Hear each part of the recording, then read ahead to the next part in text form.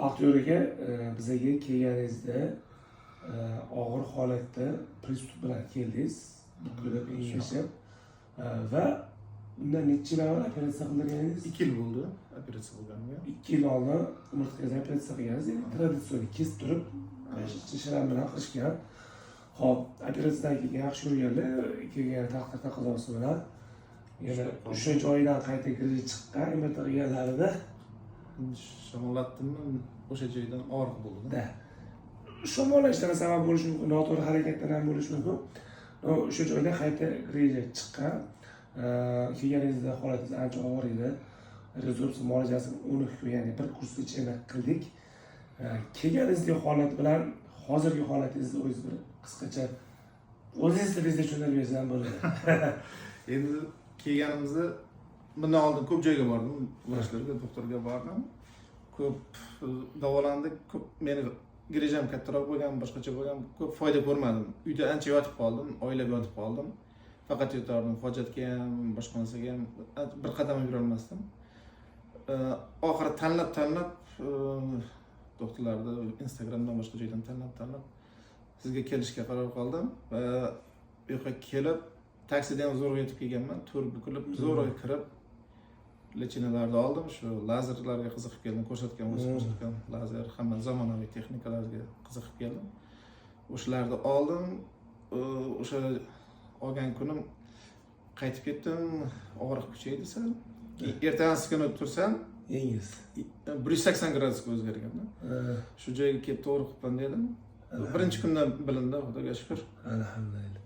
Hozir kelganingizga nisbatan 10 balli og'riq bilan keldingiz, chunki bukchayib keldingiz. Hozir o'zingiz bemalol transportda emas.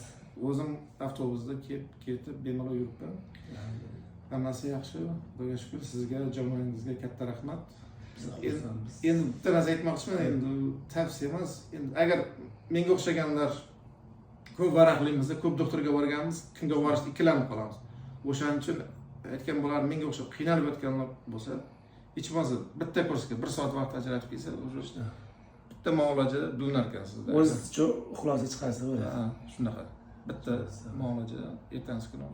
Inshaalloh endi siz bilan 2 oydan keyin ko'rishamiz. 2-kurs icharasiga. Orada bir oyda bitta kelib orada ko'rib keting. Profilaktika uchun o'zingizni osmotrga bitta ko'rib ketsangiz, xohlasa 2-kurs ichari sharti og'risa ham, og'rimasa ham olish. Bizda ko'pchilik bitta kurs ichari olib keladi, tugatgandan keyin ham bir 30-40% og'riq holatda orada bir oydan keyin og'riqlar absolyutni qo'yadi, shu bilan ketdi. Orada ko'rib qolsa, ha yaxshi bo'lib qoldim, kelarman deydi. Ana kuni 3 kun turib olib keldi, video olib qo'ydim.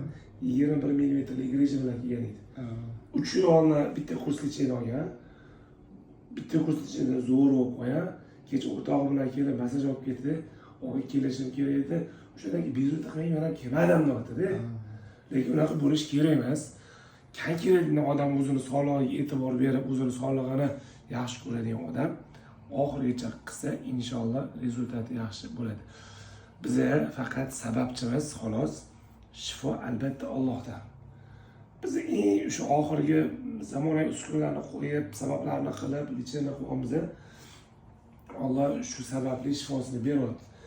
Lekin ba'zi odamlarga bu apparatlarni qilsa ham, Amerikadagi professorga borsa ham shifo topmaydigan odam shifo topmaydi. Uning uchun doktorlar aybdor bo'lmaydi. Odam ayb o'zi aqdirish kerak bo'ladi. Chunki ba'zida shu gunohlarimizga boshqasiga bu jazo sifatida ham kelishi mumkin-da. Shuning uchun doktorlar bunaqa payt ayblash yaxshi emas.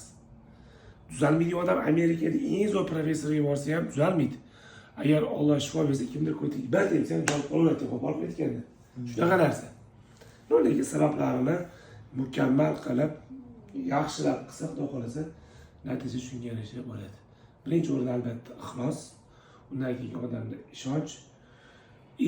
Birinchi narsa pozitivlik katta rol o'ynaydi. Odam qancha pozitiv bo'lsa, qancha xursandchilikda, nastroyenda bo'lsa, bu kasallik tez yengib o'tadi. Lekin xomush bo'lib, hamma problemasini yelkasiga yuklab olgan odamlar bu darddan chiqib ketish ham qiyin bo'ladi. Shuning uchun tavsiya ixlos, pozitivlik, orqadagi hamma muammolarni orqaga tashlashlik, odam o'zi uchun yashash kerak xullas. Shu. Joyinglar sog' bo'lsin, salomat bo'linglar. Kimda rejasi bo'lsa, boshqa bo'lsa albatta kelinglar, konsultatsiya qilamiz, ko'ramiz. Agar sizlarni shifo topishinglarga sababchi bo'lsak, biz ham juda ham xursand bo'lamiz. Omon bo'linglar. Bo'ldi.